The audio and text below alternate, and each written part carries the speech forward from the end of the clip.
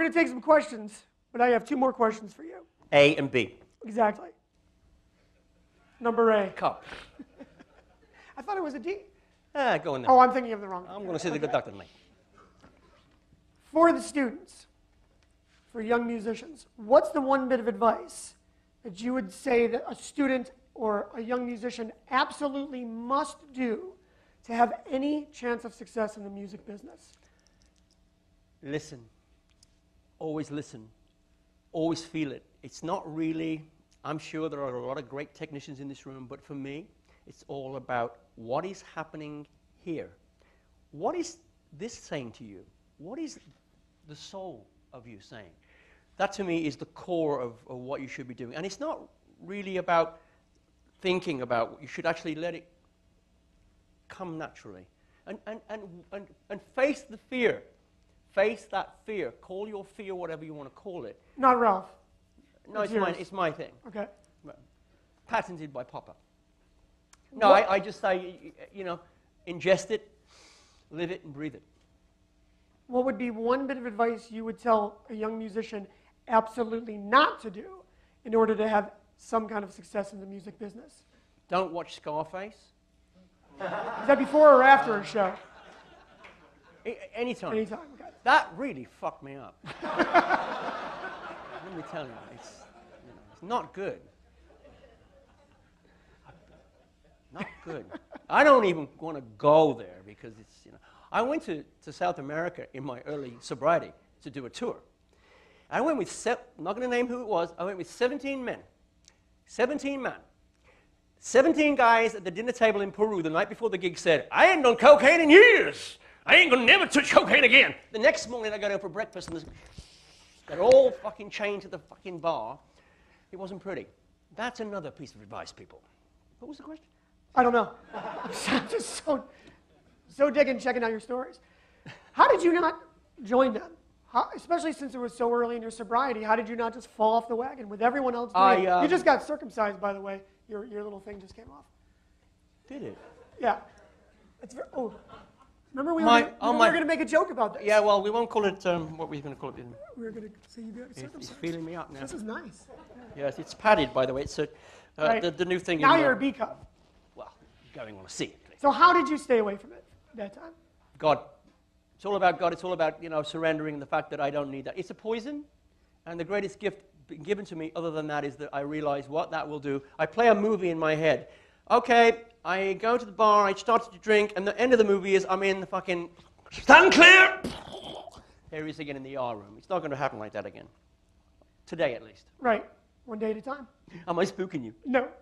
It's quite exciting, actually, because I'm still high from touching your chest hair.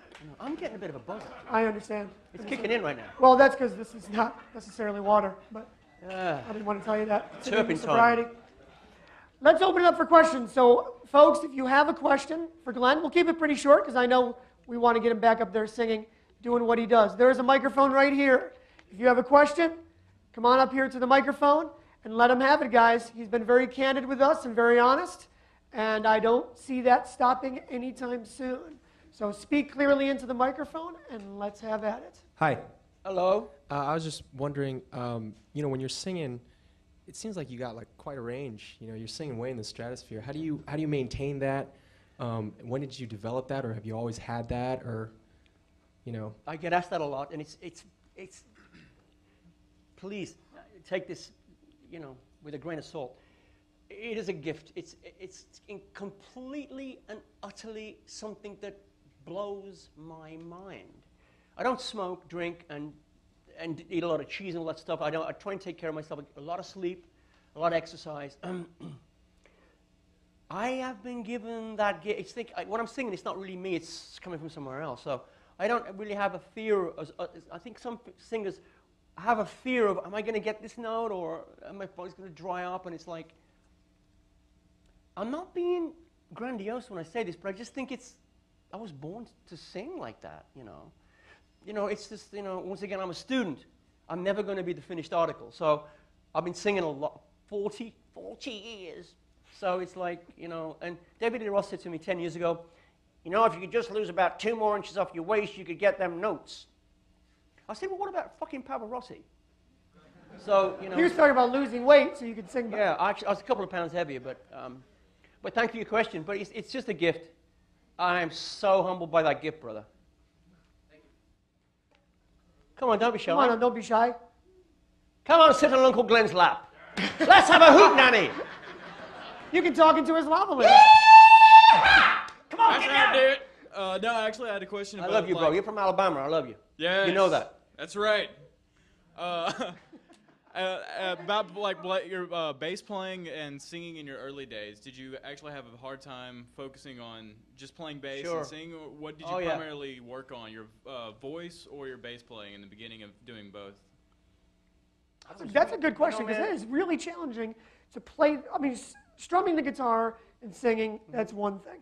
But playing single notes and singing single notes, putting that together, that's an Practice. That's what you guys do. I know that. Practice, practice, practice, practice every single day. My band trapeze, if we're not on the road, we were practicing. We were like maniacally practicing. And I would stay at my mom's and I would just do the, the scales and everything else. And I'd actually figure out what was good for me. If we watch Paul McCartney and Sting and great bass player singers and Jack Bruce from that era, you'll notice that they are leaving notes out to sing that way. And I write that way now. I write what I play for the record. I actually can do that live, which isn't like, I don't try and outplay myself, but, I think it's important. Like, once again, it's the notes that I don't play are the most important. Singing and playing bass is like second nature to me. It's like, I don't know. I don't know if I could play piano and sing like that. And acoustic guitar is different, but playing bass and singing is like, it's kind of one thing. Thanks. Yeah, it's a great question. Hi. Hello. How are you? Good, I'm pretty Oh, good. I would like to make a question about the collaboration you were doing with Nicola Cotter some years ago. I got those CDs. Are you from Bulgaria? Yeah, I am. Fantastic. That's why. I got a great thing to talk about. Nick Kotsov came to me in '95. I'd heard some of the things he'd done. I'd actually, my office sent me a couple of things I wanted to listen to what he'd done. He's very melodic and he's really sort of like Paganini playing and stuff, and I really liked that. And I wanted to do something a little different, and I wanted to do something more orchestrated. So he sent me 3 tracks, and I liked that, and I also liked him. So I went to Åland, where he lives, in between Finland and Sweden, on this little island. And It's some island. it's like 40 degrees below, and we were huddled drinking Bulgarian coffee, which is fantastic. You should see me on coffee. Fuck me.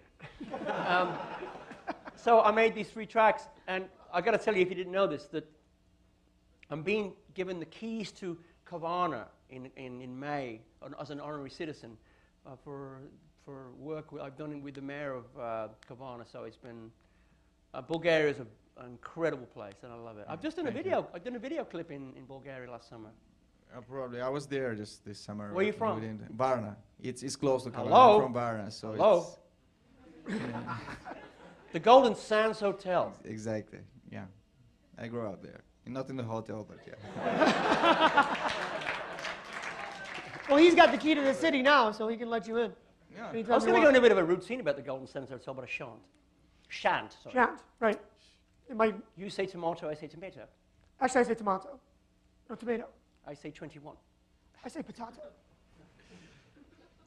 I wish I spoke Glenn. Want to get up Is and he do it? here? Is he here? He's not here. I thought you were having a relapse. I thought he was here.